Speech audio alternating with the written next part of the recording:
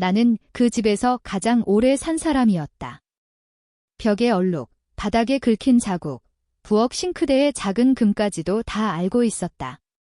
그래서일까, 질서가 흐트러지는 걸 보면 마음이 먼저 반응했다. 숨이 막히듯 답답해졌다. 딸의 남편, 그러니까 사위와의 관계도 그랬다. 처음부터 삐걱거렸다고 말하면 너무 단순하지만 사실은 작은 일들이 쌓였다. 양말을 아무데나 벗어두는 것, 문을 세게 닫는 버릇, 설거지를 미루는 태도. 사소한 것들이었다. 그런데 사소한 것들이 집을 망친다. 나는 그렇게 믿어왔다. 나는 늘 말해왔다. 집에서는 집의 규칙을 따라야 한다고. 이건 내 고집일 수도 있다. 가끔은 나도 안다. 그래도 멈출 수가 없었다. 말하지 않으면 더 엉망이 될 것 같았으니까. 사위는 고개를 끄덕이면서도 행동은 달랐다. 듣는 척, 넘기는 척 그 표정이 나를 더 자극했다. 무시당한다는 느낌. 나이가 들면 그런 감정에 더 예민해진다. 인정하기 싫지만 사실이다. 그날도 비슷하게 시작됐다. 부엌은 어수선했고 그릇들은 싱크대에 쌓여 있었다. 물때가 살짝 남아있는 접시를 보자 마음이 내려앉았다. 나는 참으려 했다. 잠깐 숨을 고르고 괜찮다고 스스로에게 말해봤다. 하지만 결국 입이 먼저 움직였다. 완벽하게 해야 한다고, 번쩍이도록 해야 한다고. 그 말이 너무 강했을까? 아마 그랬을 것이다. 사위의 얼굴이 굳어졌다. 공기가 바뀌었다. 집안이 갑자기 좁아진 느낌. 나는 물러서지 않았다. 왜냐하면 물러서면 모든 게 무너질 것 같았으니까. 그는 반발했다. 태도에서, 움직임에서.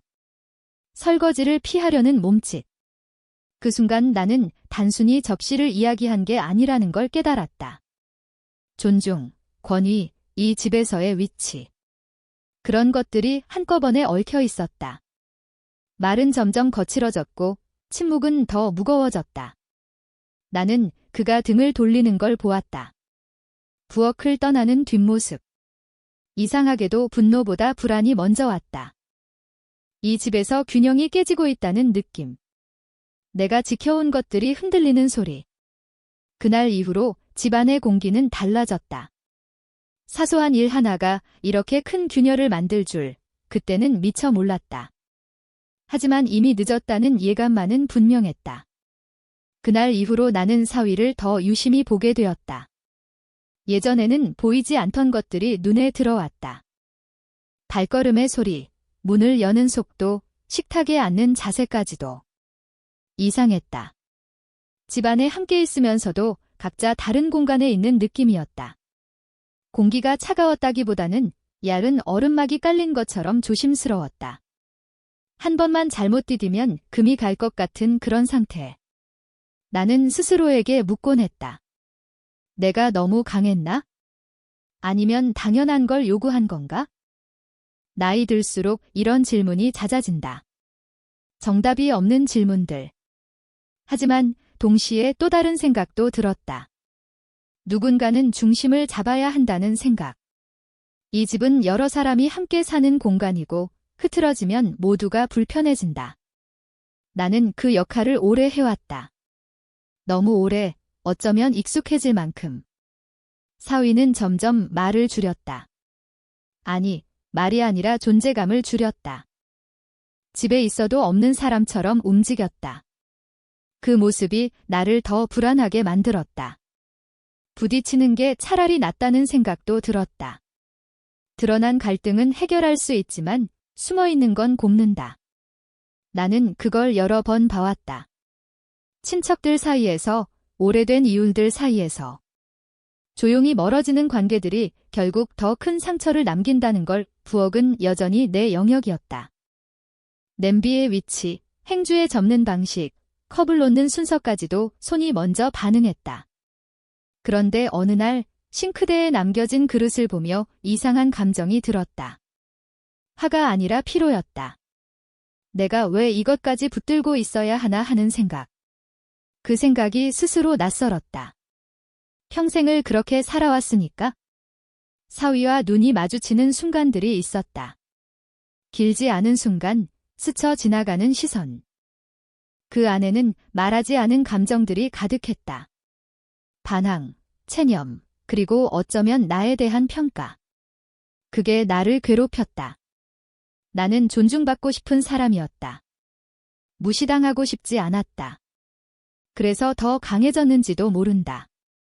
약해 보이면 모든 게 무너질 것 같아서. 집안의 리듬은 깨져 있었다. 식사 시간도, 잠드는 시간도 어긋났다. 딸의 얼굴에서도 피로가 보였다. 그걸 보며 마음이 흔들렸다. 내가 옳다고 믿어온 방식이 모두에게 옳은 건 아닐지도 모른다는 생각.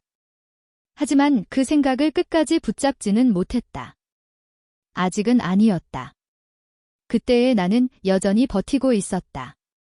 오래된 나무처럼 바람이 불어도 쓰러지지 않으려고. 그러나 뿌리 아래에서는 이미 무언가가 조금씩 변하고 있었다. 시간은 생각보다 조용하게 흘렀다. 큰 사건 없이 작은 어긋남들만 남긴 채로. 나는 아침마다 같은 순서로 움직였고 저녁마다 같은 자리에 앉았다. 그런데도 집은 예전 같지 않았다.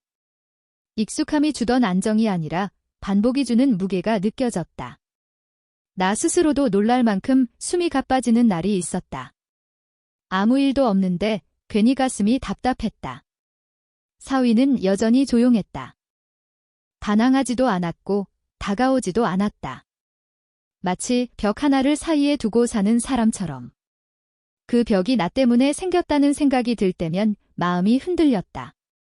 나는 늘 강해야 한다고 배워왔다. 가족을 지키는 사람은 중심을 잡아야 한다고. 하지만 중심이라는 게 꼭 소리를 높이고 규칙을 들이대는 것만은 아닐지도 모른다는 생각이 조금씩 스며들었다. 어느 날 부엌에서 혼자 설거지를 하다가 손을 멈췄다.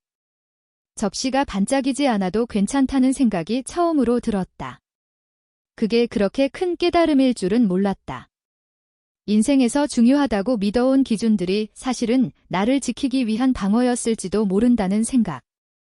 나이가 들면 사람은 잃는 게 많아진다. 그래서 더 붙잡으려 한다. 질서, 권위, 역할 같은 것들.